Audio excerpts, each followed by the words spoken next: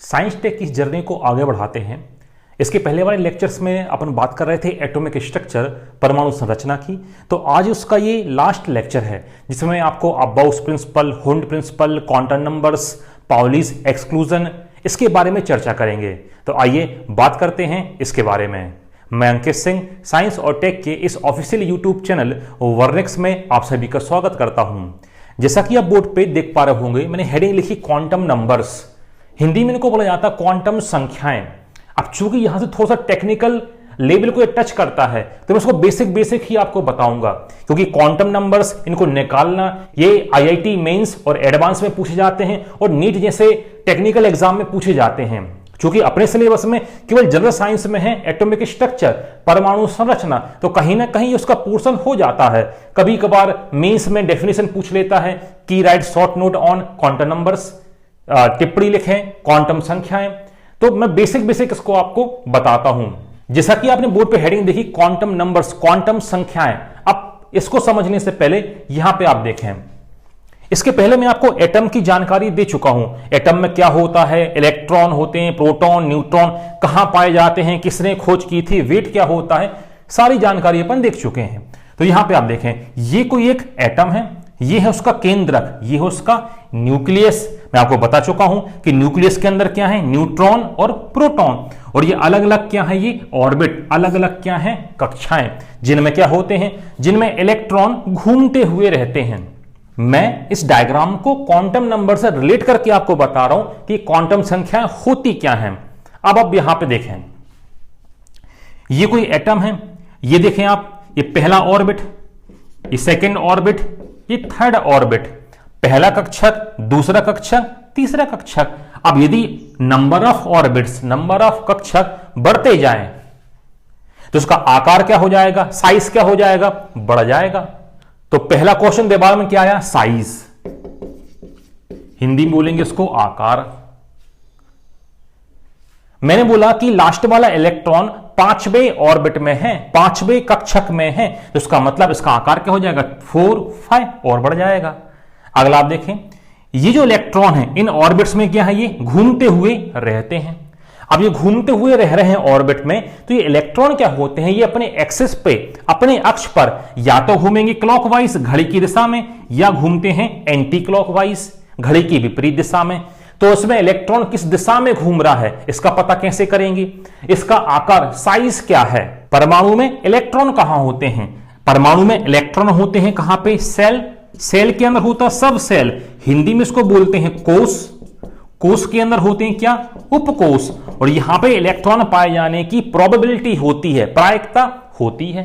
उपकोश कितने प्रकार के होते हैं, तो केमिस्ट्री में अपन देखें SPDF, 4 प्रकार के ये उपकोश है। इनकी अलग अलग शेप है, अलग अलग आकृति है, जैसे S स्फेरिकल गोलाकार, P dumbbell, D double dumbbell, और F होता कॉम्प्लेक्स, जिसको अपन बोर्ड पे नहीं बना सकते।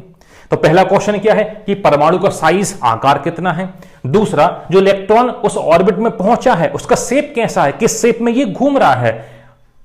तो दूसरा क्या हो गया, शेप, हिंदी बोलेंगे आकृति। तीसरा, ये कैसा घूम रहा है, घड़ी की दिशा में क्लॉकवाइज की घड़ी की विपरीत दिशा में। तो तीसरा क्वेश्चन हो गया क्या, चक्रण। और चौथा क्वेश्चन ये है कि इस एटम का मैग्नेटिक कैरेक्टर, चुंबकीय गुण कैसा है। ये जो परमाणु है ये पैरामैग्नेटिक है, प्रतिचुंबकीय है, कि डायामैग्नेटिक है, अनुचुंबकीय है। ये प्रतिचुंबकीय, अनुचुंबकीय, पैरा, डाया, ये मैं आपको फिजिक्स में डिक्टेट कर दूंगा डिटेल में। तो अपने पास 4 क्वेश्चन निकल के आ गए कि इस एटम का साइज कितना है, उसका शेप, आकृति कैसी है, इसमें जो इलेक्ट्रॉन है उनका स्पिन, चक्रण कैसा है, और इसके अलावा इस एटम में जो इलेक्ट्रॉन है या इस एटम का मैग्नेटिक कैरेक्टर, चुंबकीय गुण कैसा है।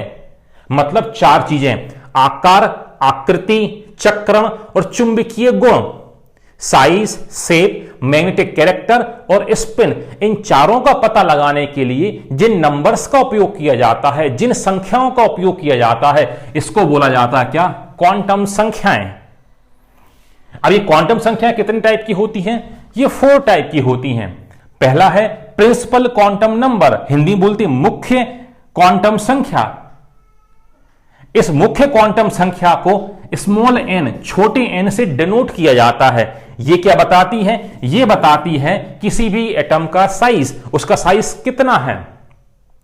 दूसरा है एजुमिथल क्वांटम नंबर्स, हिंदी बोलते द्विगंशी क्वांटम संख्या, जिसको स्मॉल l छोटे l से डिनोट किया जाता है या प्रदर्शित किया जाता है।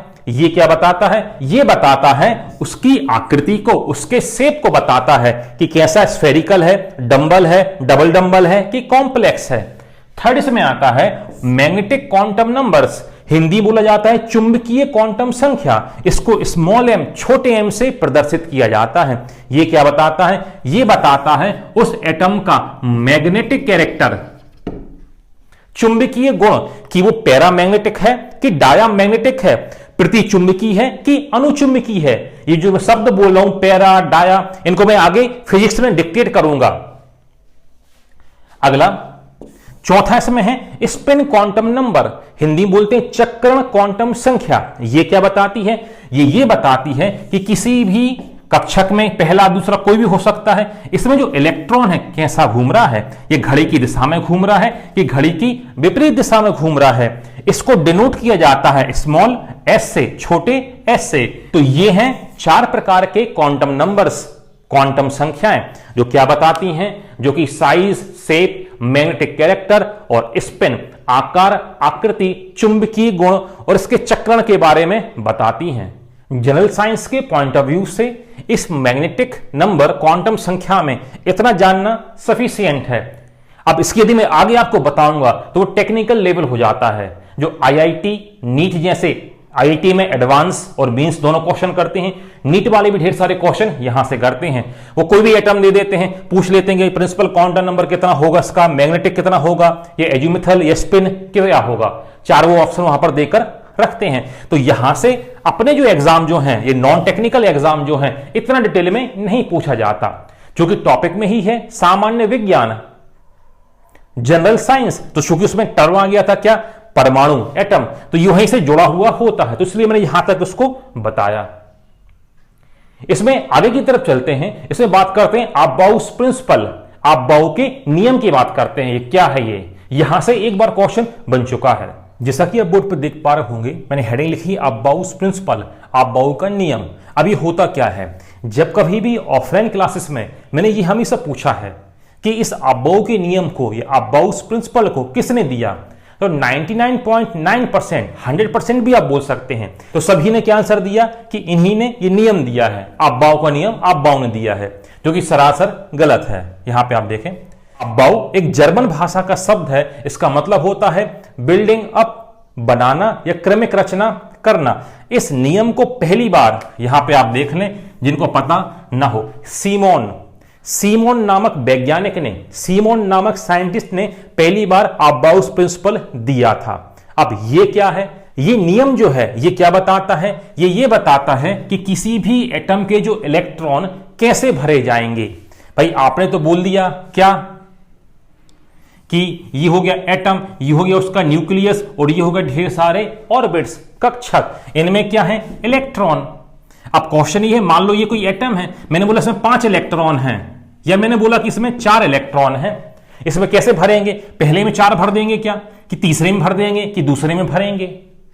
तो इसको बताने के लिए पहली बार सीमोन ने एक रूल बताया, इसको बोलते हैं अबाउस प्रिंसिपल। इनका रूल क्या था? इनका रूल ये था कि जो इलेक्ट्रॉन भरे जाएंगे किसी भी ऑर्बिट में, किसी भी कक्षक में जो इलेक्ट्रॉन भरे जाएंगे, ये अपनी बढ़ती हुई ऊर्जा के क्रम में, इंक्रीजिंग ऑर्डर ऑफ एनर्जी में भरे जाएंगे। कैसे? जिसकी एनर्जी कम होगी उसमें इलेक्ट्रॉन पहले भरेगा, जिसमें एनर्जी ज्यादा होगी उसमें इलेक्ट्रॉन बाद में भरेगा। मतलब एनर्जी का लेवल यहां से यहां पे आने पर इंक्रीज होता जाएगा। जिस सेल की एनर्जी कम होगी उसमें इलेक्ट्रॉन पहले, जैसे ये 1 ये बताता है, ये बता रहा है सेल, हिंदी बोलते कोष, ये S बता रहा है सब सेल, उपकोष, इसकी एनर्जी इससे कम है तो पहले इलेक्ट्रॉन किसमें आएगा? 1s में आएगा। फिर इलेक्ट्रॉन किसमें आएगा? 2s में आएगा। तो धीरे धीरे बढ़ते हुए क्रम में आप देखें तो यहां पे ऊर्जा, एनर्जी का जो लेवल है बढ़ता जा रहा है। तो एक बार यूपीपीसीएस ने यहां से क्वेश्चन कर लिया है कि अबाउ प्रिंसिपल के अकॉर्डिंग इलेक्ट्रॉन कैसे भरे जाते हैं, तो उसमें ऑप्शन में था बाय इंक्रीजिंग एनर्जी ऑर्डर, बढ़ते हुए ऊर्जा के क्रम में। इतना बस आपको याद रखना है। ये जो है ये भी आपको याद नहीं रखना है, ये टेक्निकल लाइन वालों के लिए काम का है। तो ये जो मैंने बताया है ये हो गया सेल, ये हो गया सब सेल, इसकी एनर्जी इससे कम है तो इसलिए इसमें इलेक्ट्रॉन पहले भरे जाएंगे, इसमें इलेक्ट्रॉन बाद में भरे जाएंगे। इसके एक्सेप्शन की बात करूं, अपवाद की बात करूं तो कॉपर क्रोमियम अपवाद होते हैं, वो मैं आपको नहीं बता रहा हूं। साथ में इसमें एक रूल और चलता है N+L का रूल, ये भी मैं आपको नहीं बता रहा हूं। क्यों? क्योंकि टेक्निकल लाइन वालों के काम का है, क्योंकि इसके लिए आपको क्वांटम नंबर्स निकालते बनना चाहिए। N क्या है? यह प्रिंसिपल क्वांटम नंबर्स, L क्या है? यह एजिमुथल क्वांटम नंबर्स, तब जाके आप इसको निकाल पाएंगे। तो उसके लिए आपको ये निकालते बनना चाहिए, तो ये आपके काम का नहीं है, ये टेक्निकल लाइन वालों से पूछा जाता है। तो एक बार ही क्वेश्चन यहां से बना है कि अबाव के अकॉर्डिंग इलेक्ट्रॉन कैसे भरे जाते हैं, तो बढ़ती हुई ऊर्जा के क्रम में या इंक्रीजिंग ऑर्डर ऑफ एनर्जी, उसके क्रम में यहां पर इलेक्ट्रॉन भरे जाते हैं। आगे इसमें आप देखें, इसमें दो रूल और हैं, हुंड्स रूल और पाउलीज रूल। दोनों ही टेक्निकल लेवल पे अच्छे खासे पूछे जाते हैं। नॉन टेक्निकल में यहां से कोई क्वेश्चन देखने को नहीं मिला है। चूंकि अपन एटॉमिक स्ट्रक्चर पढ़ रहे हैं तो अपन इसको थोड़ा टच करते हुए चलते हैं। तो पहले बात करते हैं हुंड्स रूल की, बात करते हैं हुंड के नियम की बात करते हैं। ये क्या बताता है? ये नियम ये बताता है कि किसी भी सबसेल में जो इलेक्ट्रॉन भरे जाएंगे वो कैसे भरे जाएंगे। जैसे सपोज आप देखें, एस में इलेक्ट्रॉन आते हैं 2, पी में आते हैं 6, डी में आते हैं 10 और एफ में आते हैं 14। ये क्या है? 4 सबसेल हैं। इसमें 2 इलेक्ट्रॉन, 6, 10 और 14। ये इलेक्ट्रॉन कैसे भरे जाएंगे? सपोज मैंने बोला पी में आप देखें तो PX, PY, PZ। तो P में टोटल कितने इलेक्ट्रॉन आते हैं? 6। 2 PX में, 2 PY में, 2 PZ में। सपोज मुझे P में इलेक्ट्रॉन भरने 3, तो मैं कैसे भरूंगा? तो हुंड्स का रूल ये बोलता है कि पहले हर सब सेल में एक एक इलेक्ट्रॉन ऐसे भरेंगे और फिर उसके अपन जोड़े बनाएंगे। ऐसे नहीं भरेंगे कि आपने यहां पे जोड़ा बना दिया, ये गलत है।